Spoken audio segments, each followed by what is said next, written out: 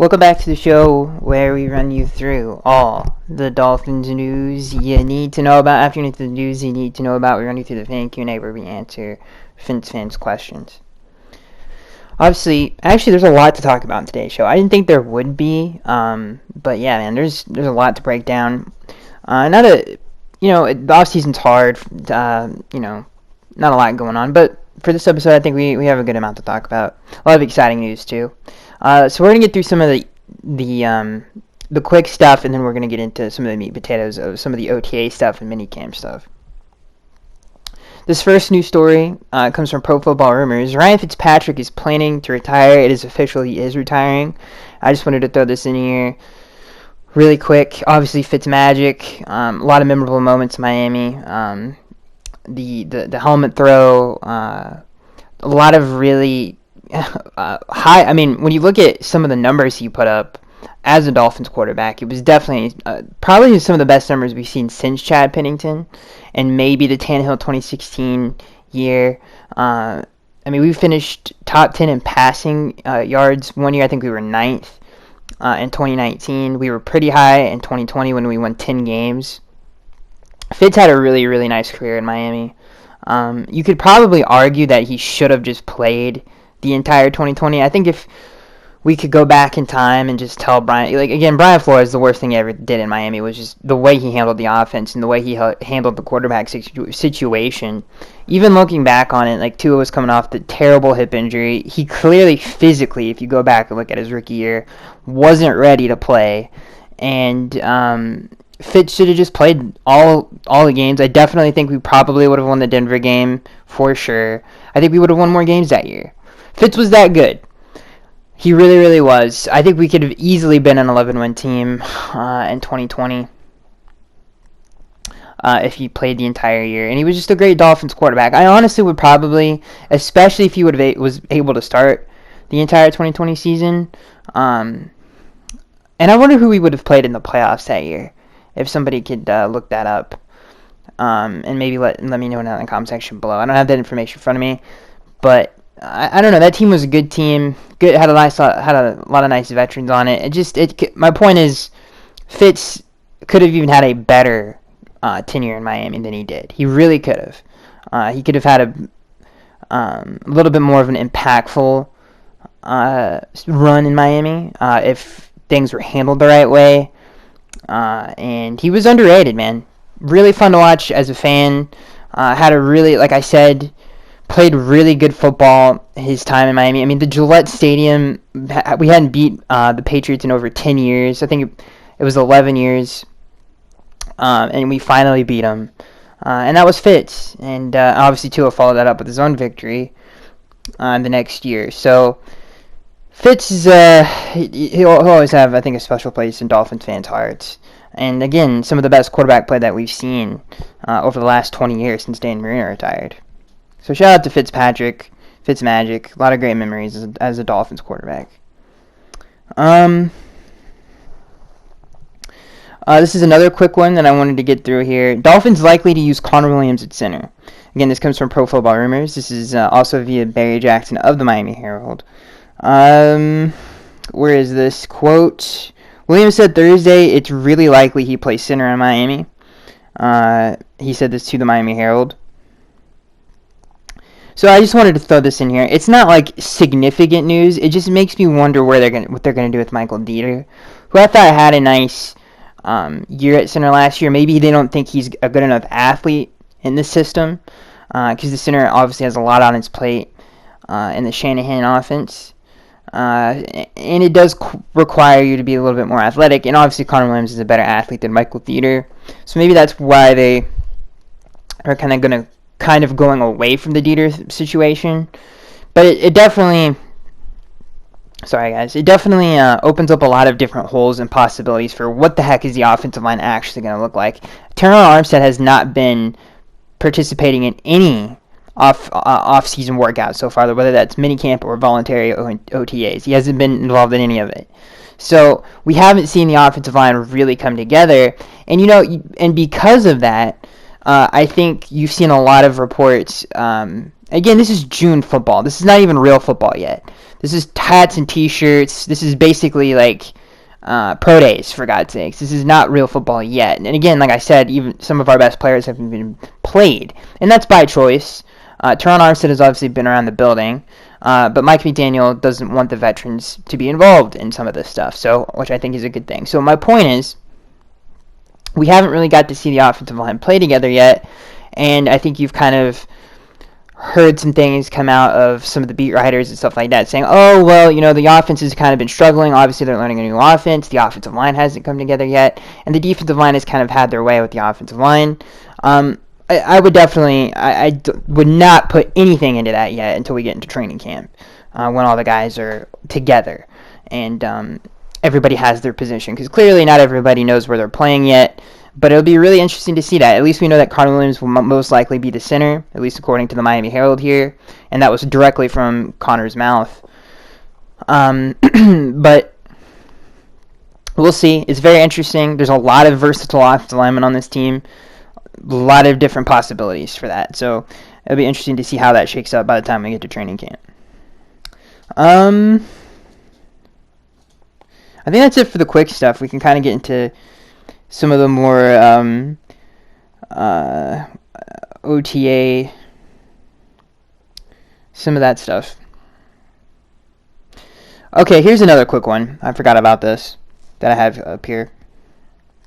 So this is something that Tua said about, this is something Tyreek Hill said on his podcast about Tua that I thought I would throw in here. I thought it was kind of funny. So this is what Tyreek had to say. And you guys can look this video up. It's pretty funny. He said, quote, and this comes from the Finsider, by the way. He said, quote, I just want people to understand I went for 150 yards. This is Tyreek Hill. I went for 150 yards with Matt Moore as my quarterback. If you don't remember the game, it was versus the Minnesota Vikings. 150 yards and 1 touchdown with Matt Moore as my quarterback, and Tua is 10 times Matt Moore.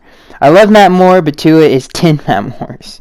So I thought that was funny. Tyreek Hill and Tua, so far, great relationship. Hopefully that translates to the field, but you can tell that he really gets along with him.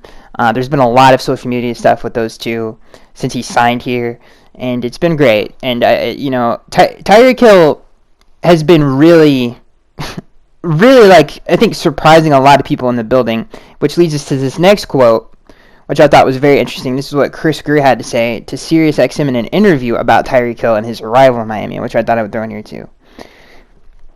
Everyone knows the speed. Again, this is a quote from Chris Greer.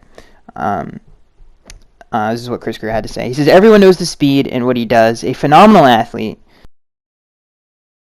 Multiple people in Kansas City told me, just wait until you watch him at practice and the things that he does and he's capable of. That's what gets you excited. His love and passion for how he plays, it's really impressive watching him work. That has been a catalyst. Jalen Waddle already has been a very good practice player for us, and Cedric Wilson too, obviously from the Cowboys we just signed. The whole group being around with Reek's energy, work ethic, has elevated the expectation, and it seeps throughout the entire, He said it seeps through all facets of the team. Let me reread that. He says, Reek's energy, work ethic has elevated the expectations, and it has seeped through all facets of the team. So that was a factor that I think a lot of people were, and again, maybe it was media spin at the time. They're trying to find a reason why Reek was traded. And obviously it came down to money for the Kansas City Chiefs in their front office. That's what it really had to do with. But everybody was saying maybe he wasn't, obviously he has had off the field issues. I didn't mean to say off the field in his past, but locker room problem. He might be a locker room issue or a locker room problem. Clearly he isn't. He's a hard worker. We just read that from the general manager himself. He is beloved by his teammates, at least so far, and I don't see that changing. He's a real leader, and you could see even what Chris Greer said. It's nice to have really dedicated athletes who want to win, and it's really, really nice team building what Chris has done, bringing those guys in here, and really everybody seems to really like each other, at least what we've seen so far. It seems like the entire team's excited, and they're working hard. And to add on to that, And again, this is all the off the field, or not off the field, excuse me, all the off-season additions this team has made have been good ones so far and have had positive reflections so far on the decisions that Chris Grier has made. Whether that's bringing in Tyreek or even Wilson, and adding Mike McDaniel as the head coach, who has been a beloved coach so far in the locker room, from everything that we've heard from the players and some of the off-season interviews. So it's just a nice locker room that they've built, and it seems that everybody's kind of really digging it, and it's just positive, and it's obviously a really talented roster. But everybody says this, every former player says this. It really, the locker room matters a lot, into being a consistent team week in and week out and winning, obviously. So it's not just talent. And I think as fans, have heard that a million times, and it seems that the Dolphins have captured that, which is really nice.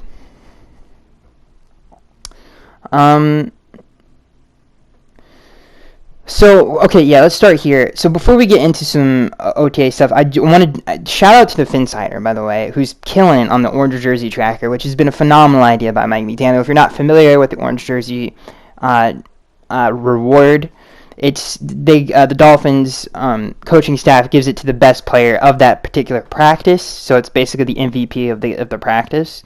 And we have every person who has won it so far, and shout out to the Finsider for keeping up with this, because I think it's really cool.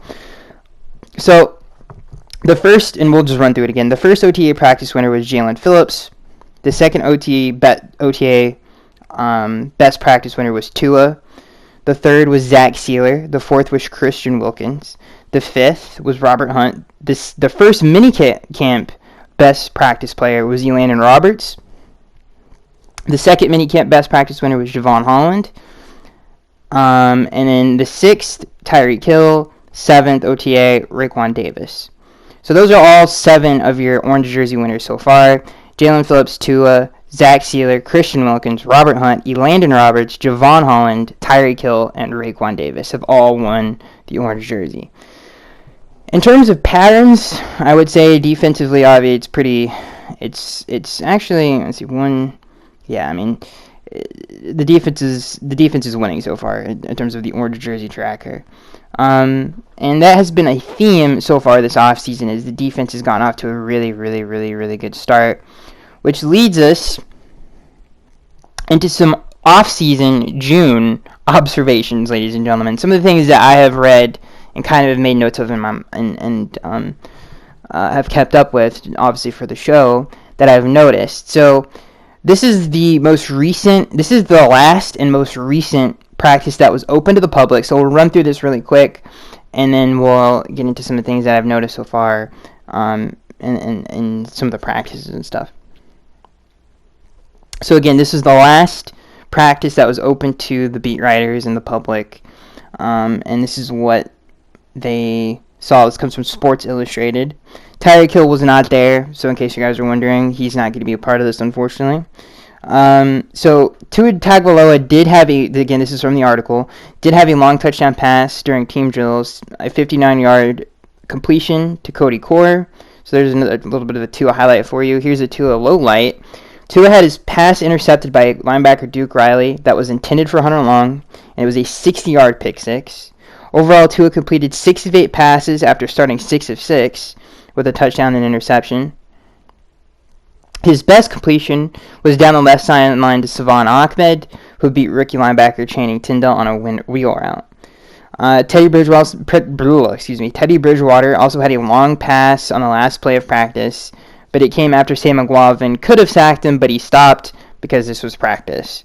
So, there's some more highlights before we get into this. After barely being visible in the first 4 practices open to the media, rookie 4th-round receiver Eric Ezukama had a couple of nice catches, including a nice grab of Teddy Bridgewater thrown behind him on a slant. Before getting beat by Ahmed, Tindall had a nice pass breakup that was thrown by Skylar Thompson. I don't know why I blanked on his name. And Jalen Waddle made a really nice catch where he slid to get his hands under a low throw by Tua. So, I mean, it's kind of just, it is what it is. I mean, it's a June observation practice type deal. it doesn't really. I think some of the things that I have noticed that I guess are interesting. Uh, there's a few interesting storylines. Again, I wouldn't put too much into all of this stuff. Um, I think some of the positive stuff that has been kind of thrown around, it's clear that Tua, and at least from what I've seen of him throwing, he's definitely gotten bigger. He looks physically better. He looks more like the Tua that we saw in Alabama, especially on some of those throws. And according to all the players, even the defensive players, they've been impressed with how much the offense has improved, so that's a good thing. Some of the negative things that I think we've noticed that I want to hit on, and that's regarding the offense at least, is that they have struggled. Obviously, they're learning a new offense, and obviously the defense has been playing in the same defense for the last 3 years, so it is a clear advantage. But one thing that does concern me, Byron Jones and Xavier Howard have barely participated in any of these practices for the most part. So you could kind of look at it one of two ways. It's like, okay, so he's throwing against Nick Needham and Noah Benogany in the defense. Now, that doesn't change the front seven, which is pretty much all there. Everybody's there on the front seven. And that has been the biggest, I think, hubbub, at least so far in OTAs and minicamps, has been the defensive line has dominated the offensive line for the most part. And that's been kind of a problem. And again, the offensive line isn't all together yet, so we'll have to wait on that. Hopefully that gets better, though. But it does concern me a little bit that, and there have been a lot of long touchdown passes, so it hasn't been that bad. But you could either look at it one of two ways. Either Igbenogany is getting a lot better, or the offense is really just not performing to the standard that we expect it to, at least yet. And obviously they're still getting in their groove. It's early June. I hope to God that Igbenogany has just gotten that much better. He looks a little bit better in some of the clips that we've seen. He looked a lot better last year in preseason, so hopefully he continues that trend and can actually become something, because he hasn't been able to play. He has been behind a lot of really talented secondary members, obviously, that are in front of him, but hopefully he can get into his groove. And I think it's a good thing for him that he's going against all these receivers this early on in the NFL offseason. Maybe he can kind of get the ball rolling for him a little bit, and he can, again, kind of start making a name for himself in the NFL. And there's one more thing that I want to point out that I think is really interesting, is that Skylar Thompson, the 7th-round pick, obviously out of Kansas State, he's had a really nice offseason so far, like a really nice offseason. If you guys have been keeping up with some of the tweets and some of the social media stuff, by all accounts, the man's had a great offseason so far.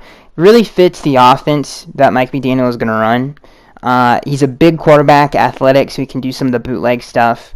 Very strong arm, accurate quarterback. He was a very accurate quarterback in college. I think the Dolphins really did find something in him. How far he'll take it, who knows? But I definitely think he is someone who's going to be around the NFL for a long time. And he's had a really nice offseason so far. And I would just keep my eye on Skylar Thompson. I would not be surprised. Now, it would be kind of ill-advised in a way if they cut Teddy. And maybe they just keep 3 quarterbacks on the roster. Or at least around. Obviously, maybe they keep... Skylar is going to be a Dolphin for the next 2-3 years. I highly doubt he's gonna end up like Brandon Doughty or something like that. He's too talented, and I don't know. I was just, like I said, and I've said this before on some of the other podcasts, but he really. The more I think about it, the more I like the player, and again, the fit is perfect, and he can stretch the field with his arm.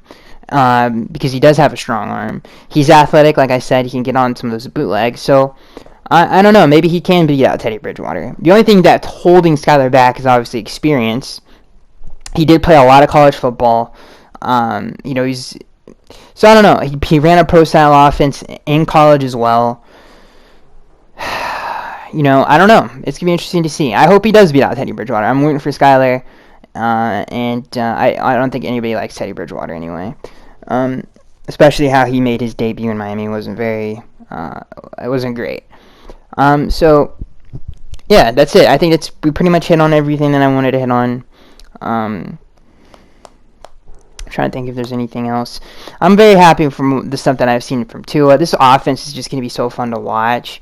Very, very excited about it. And again, there were a lot of weapons in the last practice that was open to the public.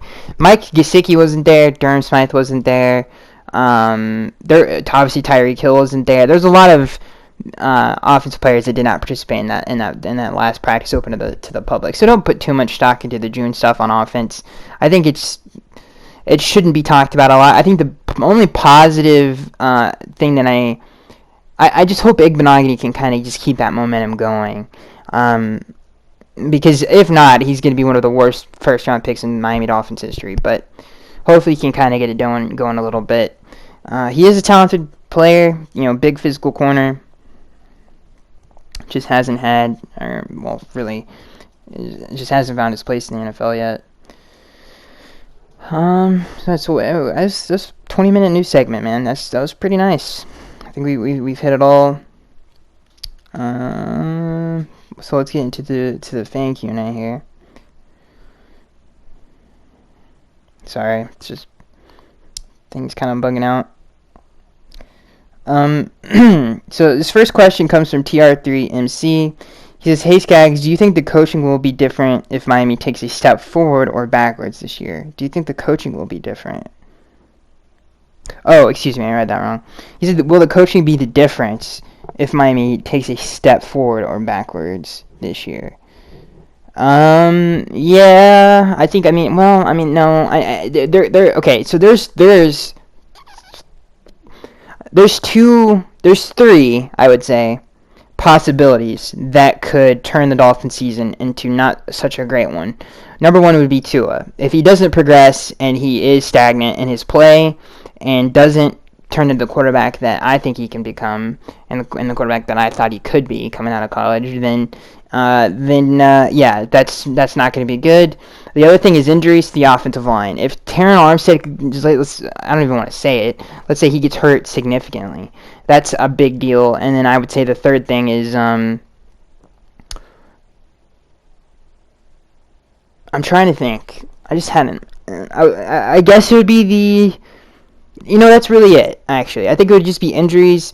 And I guess you could say, if Tua plays well, and then let's say we deal with very little injuries and very little missed time up front on the offensive line, the team's going to be really good. The coaching staff is too talented. So I would actually disagree with you, TRM3. Yeah, I guess to answer your question, no. I think it would definitely be the players. I just can't see this coaching staff being bad. It's just there's too much experience. There's too many coaches on this coaching staff that have won a lot of games.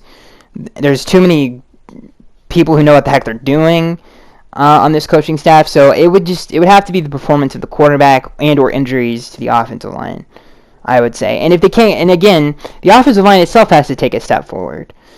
So I think those would be the three things: performance of the offensive line, injuries, or the quarterback. I don't think the coaching staff can be the thing that derails the season, I guess, to answer your question. This question comes from Steve. He says, "I've had a couple of conversations recently about how back in the Shulo/Marino days, they would have used a split back formation with two speedy receivers, being Clayton and Duper. Tua is no Marino, but being that we have had two speedy guys with Hill and Waddle and multiple above-average running backs, do you think McDaniel will employ a good amount of split back looks? And how effective do you think that formation could be with the personnel on Miami's offense?" Okay, so first of all, you will never, for the most part, and especially in a Shanahan offense, let's do this in retro terms. It would be like a combination of like the LA Broncos when Mike Shanahan was there, right? And then the offense, and especially how Kyle Shanahan runs his offense in terms of the passing game, it's very Bill Walsh, Joe Montana, West Coast stuff. Shotgun, all that stuff. Quick, Josh McDaniels, getting your hand out, all that stuff right after the catch. So that's what that is going to be. It's not going to be that. And again, let's go back to the 80s, like, for a second, I guess. Joe Montana couldn't run And again, the West Coast offense has evolved a lot since the 90s, obviously, and 80s. A lot, significantly. But you wouldn't ask Joe Montana to run that, and I know you already said that in the he's no Marino, but Tua is in the class of Joe Montana, Drew Brees, and Steve Young. That's the class he's in, right? He's not in the Andrew Luck, Elway, Marino category where they're just so physically gifted that they just they can literally do anything. He's not in that category, so you definitely would run a different offense. Now, in terms of split back stuff, like maybe we would see. I think you would rarely see just 2 receiver sets for sure, unless they're under center running the football and play action. I think that's where you would see it a lot, is under center, play action stuff. So I guess you're right, and you would see a lot of 2 receiver sets, which would be a really fun set to kind of mess with because of the play action game and the run game. But what was the... See, now I've lost myself. So, he said, Steve said, I had a couple of conversations. What is the exact question? They would use a split back formation with 2 speed receivers. 2 is no Marino. Another thing is, though, I will say, is in the Marino era, especially early on in '84 when he had his best year, they did do a lot of shotgun 3 receiver set stuff, and most of that stuff was like Johnny Unitas. If you remember, and again, I'm getting super nerdy right now. Don Shula, and I'm not even answering this question. I'm gonna get through this really quick. Don Shula coached Johnny Unitas. He got a lot of his offensive stuff from him. That passing game was so old school. It's not quarterback friendly whatsoever, that shotgun passing game. It is literally the easiest completion you're going to have is like 15 yards down the field, whether it's outside the numbers or inside the numbers. That's not easy. That's why Bill Walsh made the game easier, and it was more obviously a much more efficient offense and a much more consistent offense, which is the same thing as efficient. Don't know how I repeated it. And thus, it was much more successful and more adaptable to other players. You didn't have to have Dan Marino or Johnny Unitas to have a successful offense. That's what made the West Coast offense so great. I mean, we saw that with people like Trent Dilfer and Matt Hasselbeck, who had tons of success in that offense that weren't Dan Marino or Troy Aikman or John Elway or the great quarterbacks of their time. You could have a great Super Bowl winning team with a subpar quarterback. If you look at the 70s, 80s, and 90s, and you look at the quarterbacks that made the Super Bowl and won the Super Bowl, oh, sorry, I almost dropped my thing. Most of them were Hall of Fame quarterbacks, like almost literally all of them. The only one that really wasn't was Jim Plunkett, who deserves to be in the Hall of Fame. You think about Roger Staubach, Terry Bradshaw, Ken Stabler, Bob Greasy, obviously Dan Marino, John Montana, Troy Aikman, Steve Young. Phil Simms was a really, really good quarterback as well, who you could argue should be in the Hall of Fame. So the West Coast offense did a lot for the game. It made it, again, like I said, easier, and it was a more adaptable offense where, like I said, you don't have to have the uber-talented, once-in-a-lifetime Hall of Fame quarterback. And that's what really led to, and also, salary cap was a huge innovation, which led to insane parity in the NFL. So it was a combination of a lot of those things. But the point is, I don't know what my point was. I guess my point is that Tua isn't going to run that kind of an offense. There really isn't. That offense doesn't exist anymore. Everyone runs the West Coast offense or a version of it. Even the Bills or Josh Allen do. As much as, he and again, he does take advantage of the down the field stuff, but most of the throws are screens, and it is very that stuff just is extinct. It doesn't exist anymore. Everybody who is a head coach or an offensive coordinator has either come from the McVay tree or the Shanahan tree or the Gruden tree. But if you go back even farther, it would all kind of lead to Bill Walsh in a weird way. You think about Brian Billick and Mike Holmgren and John Gruden and Andy Reid. They all come from that same Bill Walsh tree. It's really weird when you think about the NFL in that way. It only kind of had a few people. There's only like a few people that have been around. Anyway, the point is, what the heck is my point? The point is that, yeah, you're not going to see that offense ever again. Okay, I don't know. I kind of went off on a tangent there. Sorry. Okay. So I guess the answer. Well, I do want to finish the last point. I guess my point is that stuff is extinct. You're never going to see it again. It's literally dead. It's dead. It just doesn't. It's not going to exist. The last team that won the Super Bowl that was like that was probably the Bill Parcells Giants. Honestly, like the Mike Shanahan system is literally just innovated on the running game. It had nothing to do with the passing game. So I don't know. I just feel like to answer your question, Steve, is that kind of stuff is kind of extinct. Now, obviously, there are versions of what you're saying that are different, but not the same. But yeah, I do think like a two wide receiver set, maybe like the I formation, which we're going to see a lot of this year, and some of the play action stuff out of that and bootlegs is very dangerous with that amount of speed on there, because you have to lighten the box. Which I honestly, to kind of bounce off what you're saying, Steve, here's what I want to say, and this is another point I want to make. I think early on in the year, the Dolphins have the NFL is not going to, and we've seen this with some of the NFL executives and some of the stuff that they've said, they're not going to just buy into the hype. They're going to make you prove it. I don't think you're going to see loaded boxes or soft coverages until the Dolphins prove it. I think they're going to make us prove that Tua can, on a consistent basis, stretch the field with his arm. And make the Dolphins offense prove that they can run the ball. They're not going to stack the box unless you prove that. A defensive coordinator isn't going to look at some of the past film that Tua showed and this offensive line has showed and say, okay, this week we're going to have to stack the box and risk Tyreek Hill going for an 80-yard touchdown. It's going to be a lot of just what it... I honestly... I think they're going to... I don't know. Like I said, I think they're just going to make Tua prove that he can do it. So honestly, we actually might see favorable coverages early on in the year. Maybe they do load the box just to stop it.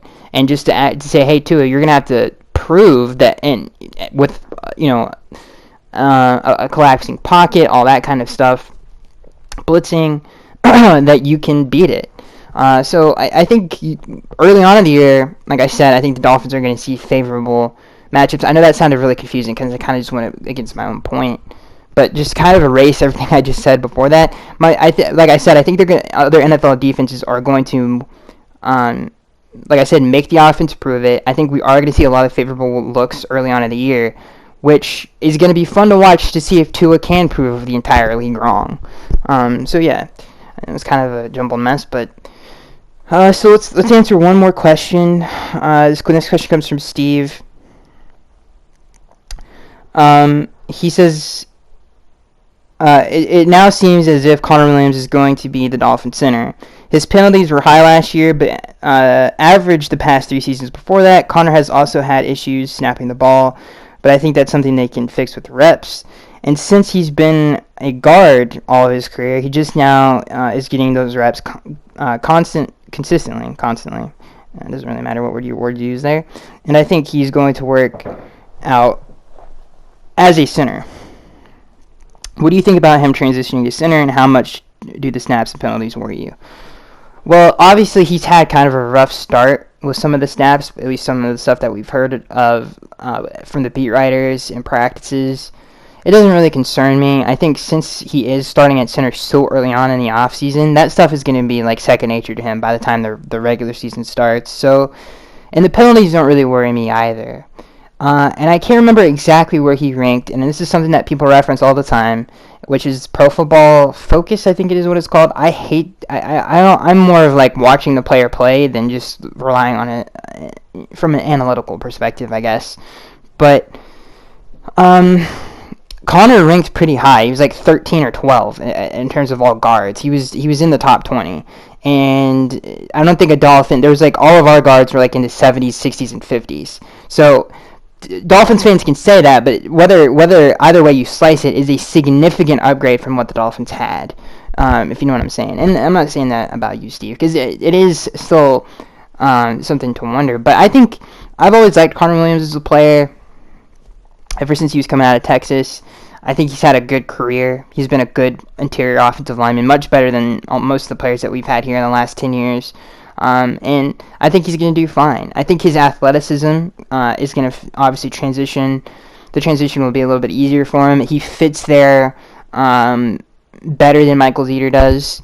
So, yeah, I think that answers the question. I'm pretty confident in it. I'm not worried about the penalties either. That was one really bad year. Plus, to kind of make this point as well, the entire Dallas Cowboys team was very penalty heavy the entire year. So I think that had a lot more to do with coaching than anything.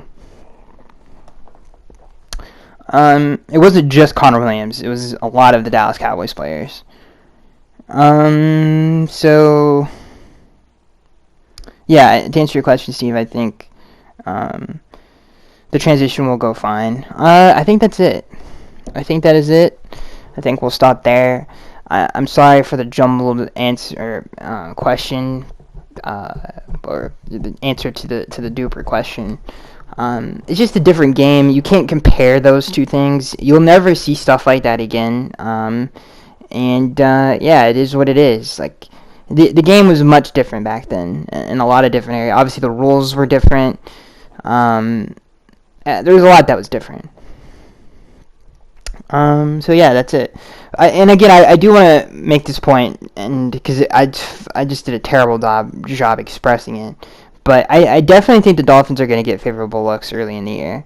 I think we will see favorable passing looks, and like I said, make Tua prove it, which is going to be really fun to watch because I think he will take advantage of it. And so let me know what you guys think down in the comment section below, and that's it. I hope you guys enjoyed it, and I'll see you guys in the next one.